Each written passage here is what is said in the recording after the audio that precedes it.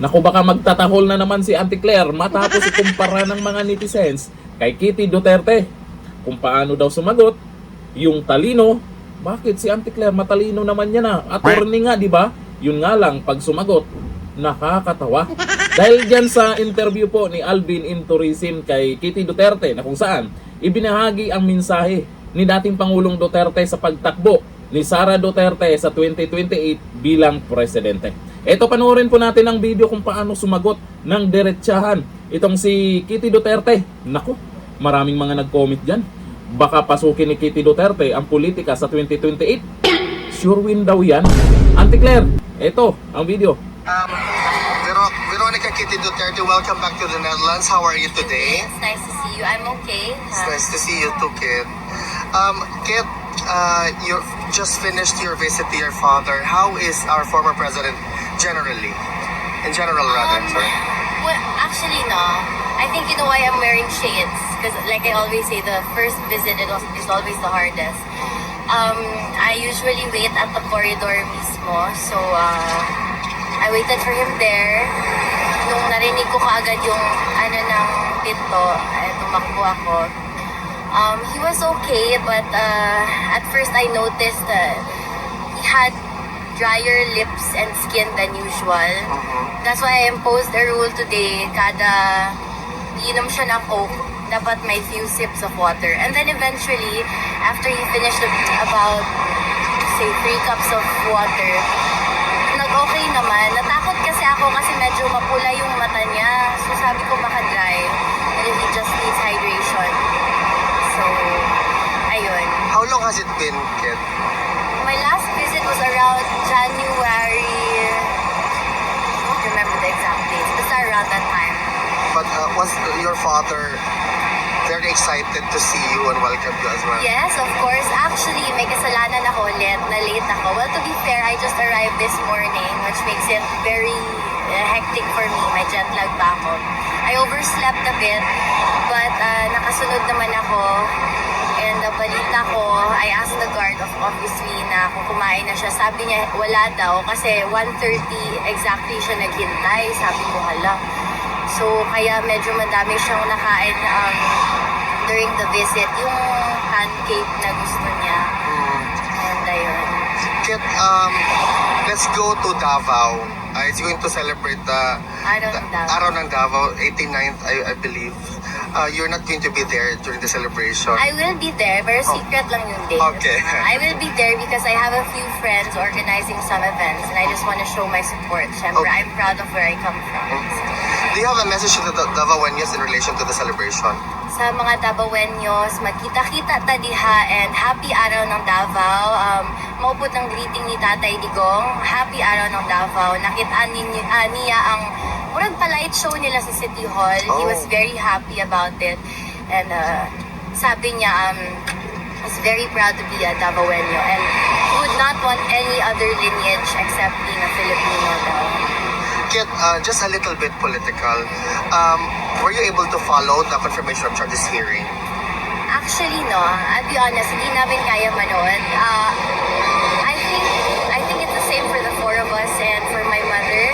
We don't really watch the mismo because hindi namin kaya, honestly. It's hard for us. But of course, we do keep in touch with the legal team and just to see the progress. With respect to the waiver, Kit, signed by your father for not attending the hearing, sinabi niya doon na kaninyo ako magpapiling sulugoon.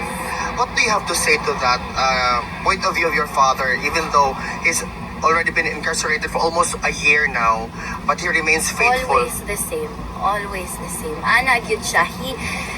He rarely ever calls himself politician. Di magaling na magpatawag ng presidente sa una during his time. Ang favorite niya na ginatawag siya is mayor yun. So, he's the same. Always the same. He calls himself public servant instead of politician or whatever he is. No problem.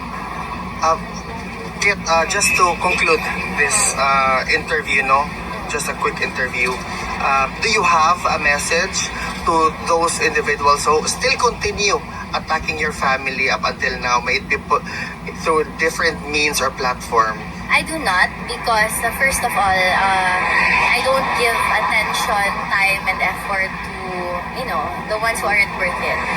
I've always been like this ever since I grew up in the public eye. I've been exposed ever since, even as a teenager, if you notice. I only speak up when it comes to defending my mother, my father, my family. But at this point, it's there. VP Sara just announced that she's running for president this 2028. And in fact, ayun, napag-usapan namin ni DRRD. May sinabi siya, sabi niya, although he is beaming with pride hearing that, he also feels for her talaga. Because he said na parang no amount of adulation and honor could ever compensate for the misery and agony daw of being president. Sabi niya, look at me now. Sabi niya, ito yung trono ko, like pertaining to the chair beside him na yung ano. But just a quick follow-up on that. What's your reaction to your sister, Vice President Sara Duterte, when she announced to run for presidency? All of us are very proud. We talked about that. But also, there's this fear inkling for her, of course. She has children who are bata pa. And, that makes all of us a target. But, alam namin kaya niya. Siya pa ba? Diba? Alam niyo yung ugali ni VP Sara. Mas matapang pa yan sa tatay namin. Tsaka, fighter talaga. Our papa raised us to be that way, all of us. Any message to the Filipino people who still, up until now, we're almost reaching 1 year. Message to them with respect to their unwavering love and support to your father. So, para sa tanan, no, to every Filipino, maraming salamat sa inyo. I don't think I can show how much I appreciate the support because obviously I cannot be everywhere simultaneously. But when I run into Filipinos, when I see them, magpasalamat yun ko. Kaya in fact, during our first time here sa Hague, last year around March, ang nagpakaon sa amo, ang nagtabang sa among transportation, puro gyud OFW. I don't think the first time na ako diri, I don't think I've ever bought food for myself.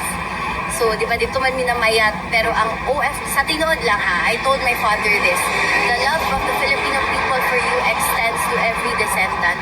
Ana siya kaano, kay dako gid kayo nga tabang ang mga Filipinos sa amoa. Even here, sample na kay Ate Janie, akong sapatos, di ba? So, daghang salamat yun to everyone.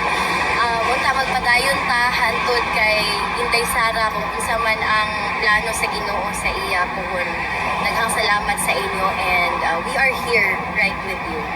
Kitty, on behalf of the Filipino community in The Hague, welcome back to the Netherlands. Mabuhay ka. Thank you, Vin. Siyempre, kayang-kaya ni VP Sara Duterte yan. Suportado po siya ng taong bayan. Lalo na sa mga bayani nating OFW.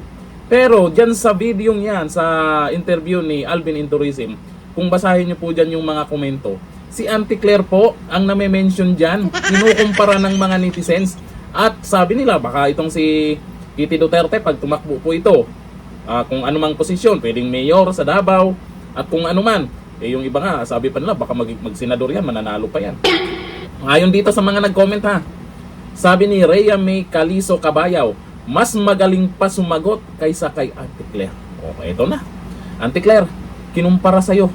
Naku, abangan natin si Auntie Claire, baka kung ano yung aw-aw na naman niya dyan, kasi Duterte din ito. Sabi ni Alma Sasaki, may future itong yang Agila ng Davao sa politika. Yun ang sinasabi ko. Kahit anong pwedeng takbuhin dito, matalino eh. Hindi pa attorney yan, partida. Kaya pwedeng-pwede ito kung anumang desisyon nila. Ayon dito kay Bybon, kapag talaga isang Duterte ang nagsasalita, tatapusin mo talaga ang video. Siyempre may laman naman yung pinagsasabi nila. Hindi kagaya kay Auntie Claire, puro na lang patawa. Kaya Auntie Claire, paano yan? Isang Kitty Duterte ang kinumpara sa'yo ng mga netizens. Anong masasabi mo? O baka tameme ka na lang? Sige, dito lang. Thank you. Bye-bye.